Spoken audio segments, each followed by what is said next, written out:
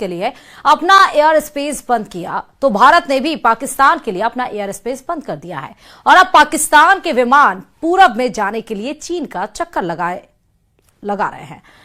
जाहिर है भारत के एयर स्पेस स्ट्राइक से पाकिस्तान की एयरलाइन कमर टूटनी तय है। देखिए इस पर यह रिपोर्ट।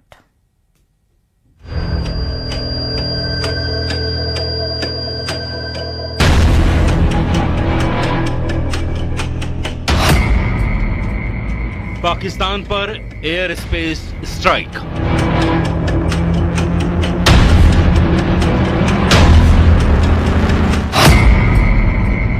जल प्रहार के बाद वायु प्रहार।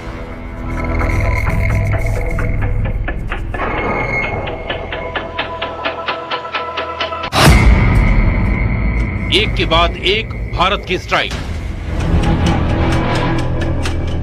भारत ने पाकिस्तान को करारा जवाब देते हुए अपने एयर स्पेस को पाकिस्तान की उड़ानों के लिए बंद कर दिया है। पाकिस्तान ने भारत के लिए अपना एयर स्पेस बंद किया, उससे भारत को ज्यादा फर्क नहीं पड़ने वाला, लेकिन पाकिस्तान को पूरब में जाने के लिए भारत के एयर स्पेस की सख्त जरूरत है। लेकिन अब उसको ये सहूलियत नहीं मिलने वाली और उस पर एयर स्पेस वाली स्ट्राइक से उसका तगड़ा नुकसान होने वाला है। भारत के ऊपर पाकिस्तान एयरलाइन की उड़ान बंद। पाकिस्तान के प्राइवेट जेट भी नहीं भर सकेंगे उड़ान। पाकिस्तानी मिलिट्री के विमानों को भी इजाजत नहीं।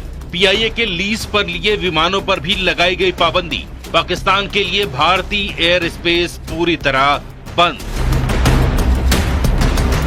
अब पाकिस्तान के विमानों को कहीं भी उड़ान भरना होगा तो उसे पूरे चीन का चक्कर लगाना होगा और ये भी संभावना है कि उन्हें चीन में उतरना भी पड़े ताकि आगे के सफर के लिए वो ईंधन भरवा सके।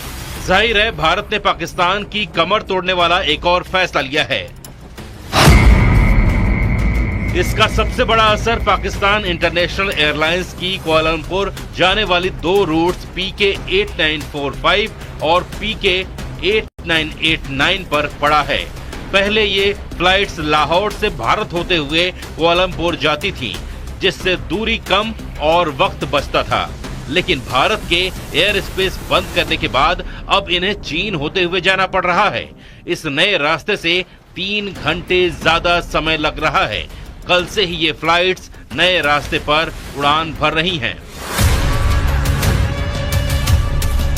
जैसे को तैसा की नीति पर चलते हुए भारत ने साफ कर दिया है कि जवाब अब सिर्फ जमीन से नहीं आसमान से भी मिलेगा। भारत एक ही जगह से नहीं पाकिस्तान को हर जगह से तोड़ रहा है। कभी डिजिटल स्ट्राइक, कभी वाटर स्ट्राइक, कभी डिप्लोमेटिक स्ट्राइक, कभी इकोनॉमिक स्ट्राइक और अब एयर स्पेस स्ट्राइक।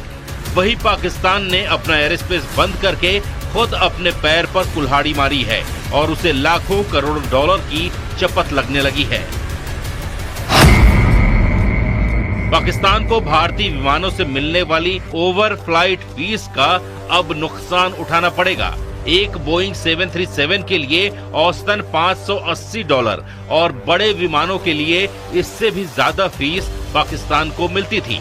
जानकारों के मुताबिक हर दिन करीब 2 से 2.4 लाख डॉलर की चपत पाकिस्तान को लग सकती है। लैंडिंग, पार्किंग और अन्य शुल्क जोड़ लें तो कुल नुकसान $3.5 लाख तक पहुंच सकता है। इससे पहले पुलवामा हमले के बाद भी पाकिस्तान ने भारतीय विमानों के लिए एयर स्पेस बंद किया था और उस दौरान उसे करीब $100 मिलियन का घाटा उठाना पड़ा था। लेकिन इस बार उसे दोहरी मार पड़ने वाली है।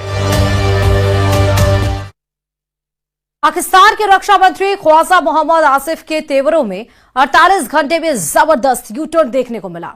2 दिन पहले तक भारत को युद्ध के लिए ललकारने वाले ख्वाजा अब अल्लाह से दुआ कर रहे हैं कि जंग ना हो। उनका कहना है कि हालात तो युद्ध जैसे बन रहे हैं, लेकिन पाकिस्तान की तरफ से कोई लड़ाई शुरू नहीं की जाएगी। उनके इस बयान से साफ है कि युद्ध की धमकी देने वाले अब डर से कांप रहे हैं। देखिए रिपोर्ट।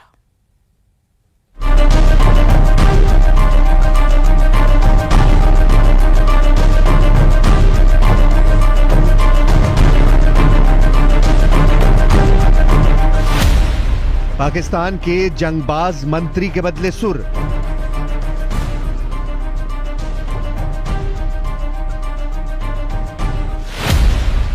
ख्वाजा बोले, अल्लाह ये युद्ध टाल दो।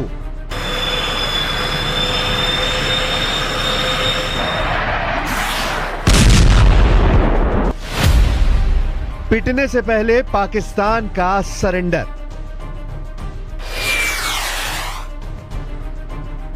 पाकिस्तान के युद्ध उन्मादियों की हवा खराब हो गई है। बात बात पर एटम बम की धौंस जमाने वाले पाकिस्तानी मंत्रियों के सुर बदल गए हैं। पाकिस्तान के रक्षा मंत्री ख्वाजा मोहम्मद आसिफ का लेटेस्ट बयान सुनकर आप हैरान हो जाएंगे। ये वही ख्वाजा हैं जिन्होंने भारत को युद्ध के लिए 2 दिन पहले ललकारा था, लेकिन अब जनाब का नया बयान सुनिए। बंदे ने अल्लाह से युद्ध को किसी भी हाल में टाल देने की दुआ मांगी है। कहूँगा कि एक क्लैश की सूरत हाल बिल्कुल नज़र आ रही है। अल्लाह करे एवर्ट हो जाए, हम कोई जंग मुसल्लत हमारी तरफ से तो कभी तौर पे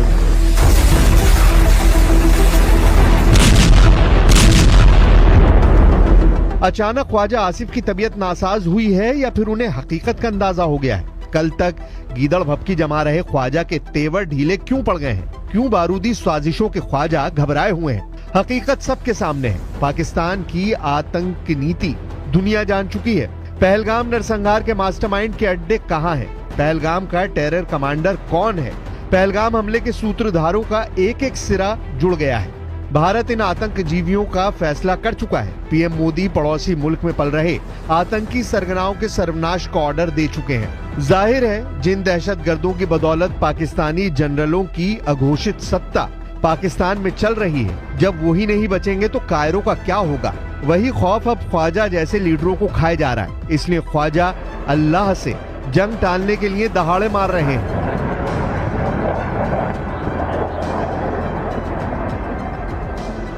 कहूँगा कि एक क्लैश की सूरत हाल बिल्कुल नज़र आ रही है। अल्लाह करे एवर्ट हो जाए, हम कोई जंग मुसल्लत हमारी तरफ से तो कभी तौर पे